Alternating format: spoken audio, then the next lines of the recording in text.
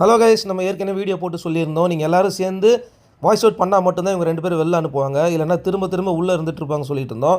So நம்ம சொன்ன மாதிரியே வாய்ஸ் அவுட் பண்ணதில் வந்து பார்த்திங்கன்னா ஒரு சூப்பரான ஒரு விஷயம் நடந்திருக்குது. கிட்டத்தட்ட இது வரைக்கும் இந்த சீசன் 9லேயே இப்படி ஒரு எபிசோட் நடந்ததில்லை அப்படிங்கிறவங்களாம் நம்மக்கிட்ட வந்து சொல்லிக்கிட்டு இருக்காங்க.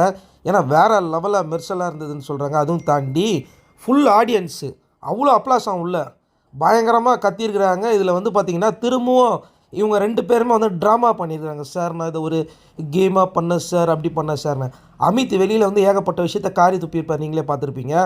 கூடவே இருந்துக்கிட்டு வந்து பார்த்திங்கன்னா நம்மளை வெளில அனுப்புவாங்க, நல்லவங்க மாதிரியே பேசி நிறைய விஷயங்கள் ஏமாந்துட்டேன், என் பின்னாடி இவ்வளோலாம் பேசியிருக்காங்கிறது எனக்கு தெரியாதுங்கிறத அமித் ஸ்டேட்மெண்ட் கொடுத்தாரு.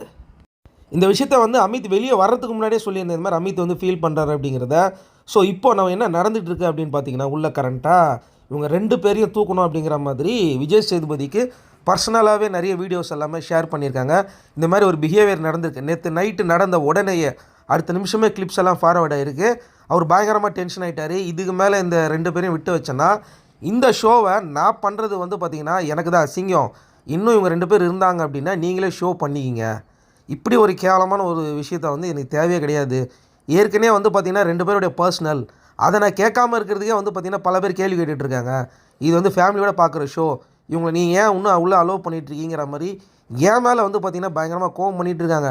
இதுக்கு மேலே வந்து பார்த்திங்கன்னா உள்ளே வச்சுருந்தீங்கன்னா வேஸ்ட்டு தான் அப்படிங்கிற மாதிரி, இல்லை நீங்களே சீசன் பண்ணிக்கிங்க அப்படிங்கிற மாதிரிலாம் வந்த உடனே ஓகே, இதுக்கு மேலே இந்த 2 நாய்ங்களாலும் தேவைன்னா டிஆர்பி தேவையில்லை அப்படிங்கிற மாதிரி முடிவு பண்ணி தான் இந்த விஷயம் வந்திருக்கு. இதில் நம்ம ஏற்கனவே சொல்லியிருந்தோம்ல, சில பேரெல்லாம் வந்து பணம் வாங்கிக்கிட்டு இவங்க 2 பேருக்கு பிஆர் பண்ணிக்கிட்டு இருக்காங்கன்னு நான் ஒரு வீடியோ போட்ட அடுத்த நிமிஷமே வந்து பார்த்திங்கன்னா இப்போ என்ன தெரியுமா வீடியோ பண்ணிக்கிட்டு இருக்கானுங்க, இல்லை அவங்க 2 பேரும் வெளில அனுப்பினது வந்து நியாயம்தான ஒரு விஷயந்தான் அப்படின்னு போய் சொல்லிக்கிட்டு இருக்காங்க. நம்ம ஒரு வீடியோ போட்டதுனால வாய முடிக்கிட்டானுங்க. காருக்குள்ளே இருக்கும் போதும் முதல்ல சாண்ட்ரா காண்ட்ரா அப்படிங்கிற மாதிரி ஆரம்பிச்சது யார்? பார்வதியும் கமருதீன் தான் ஆரம்பித்தானுங்க. இவங்க என்ன தெரியுமா சொன்னாங்க, உள்ளே போனவொடனே சாண்ட்ரா தான் முதல்ல இவங்க 2 பேரும் ட்விஸ்ட் பண்ணி விட்டாங்கன்னு சொல்லிக்கிட்டு இருந்தாங்க. அவங்க ட்விஸ்ட் பண்ணிலாம் விடல, இவங்க தான் சாண்ட்ரா காண்ட்ரான்னு ஆரம்பித்த உடனே தான் நீ காமருதீன் சொல்லி பதிலுக்கு இவன் சொன்னான். இவன் பதிலுக்கு அது என்ன தெரியுமா சொன்னான், உனக்கு 2 குழந்தை பிறந்திருக்குல்ல, அது எப்படி பிறந்ததுன்னு கேட்டிருக்கான். இப்போது பிரஜனை கேட்டு பயங்கரமான டென்ஷன் ஆகிருக்காரு. டென்ஷன் ஆகி நான் உள்ளே போகிறேன், நான் போகும்போது கமருதீன் இல்லாமல் இருந்தால் அவன் வந்து ஓகே, என் கையில் மாட்டினானா அவன் செத்தான் அப்படிங்கிற அளவுக்கு வந்து பார்த்திங்கன்னா சொல்லிட்டாங்க. யாராக இருந்தாலும் அப்படி தான் கோவம் வரும். யோசிச்சு பாருங்கள்.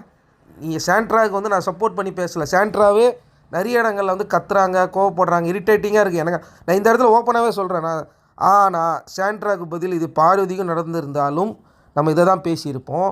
அதில் என்ன தெரியுமா ஒரு கொடுமை, இவங்க விழுந்துட்டாங்க உடனே வந்து பார்த்திங்கன்னா இதுக்கு 2ம் உக்காந்துட்டு இருக்குங்க, கொஞ்சம் கூட அறிவு கட்ட ஜென்மமாக. ஆனால் வினோத் கரெக்டாக சொன்னார், டே கமருதீனே உன்னை நல்லா யூஸ் பண்ணிக்கிட்டா, உன்னை வந்து எந்த அளவுக்கு யூஸ் பண்ண முடியுமோ பண்ணிக்கிட்டா அப்படின்னு அவர் சொன்னார். அதே மாதிரி திவ்யா ஒரு விஷயம் சொன்னாங்க, நீ வீட்டுக்கு போய் வீடியோ பாரு, உன்னை பற்றி அவள் என்னென்னலாம் பேசி வச்சுருக்கா அப்படிங்கிறத எனக்கு நீ ஃபோன் பண்ணி சொல்லு அப்படிங்கிற மாதிரி நிறைய விஷயங்கள் ஓடிச்சு.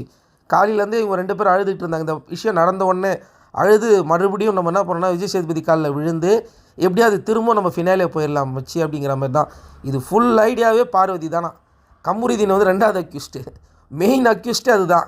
அது கேட்குறாங்களே நீ எல்லாம் ஒரு பொண்ணா அப்படிங்கிற மாதிரி. இன்றைக்கி நிறைய டிவி சீரியல் ஆக்டர்ஸு நிறைய பேர் வந்து பார்த்திங்கன்னா இவ கூட ஒர்க் பண்ண பல பேருமே கேவலமாக போட்டுட்ருக்காங்க. விக்கல்ஸையோ இப்போயாச்சும் உனக்கு வந்து தைரியம் வந்துச்சு சூப்பரையா அப்படிங்கிற மாதிரி. ஆனால் விக்கல்ஸ்க்கு மேலேயும் எனக்கு நிறைய இது இருக்குது. ஆனால் அந்த ஆள் தான் வந்து தைரியமாக வந்து நின்னான் கெத்தா.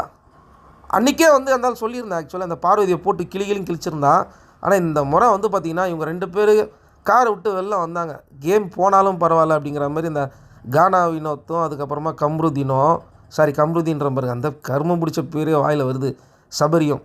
ஸோ கைஸ், உள்ள விஜய் சேதுபதி 2 பேருக்கும் கழுத்தில் சங்கிலி கட்டி நீங்கள் வெளியில் போய் மேய்ஞ்சிக்குங்க அப்படி அப்படின்னு சொல்லி அனுப்பிச்சி விட்டாப்புல. அடுத்த வீடியோவில் மீதி அப்டேட்.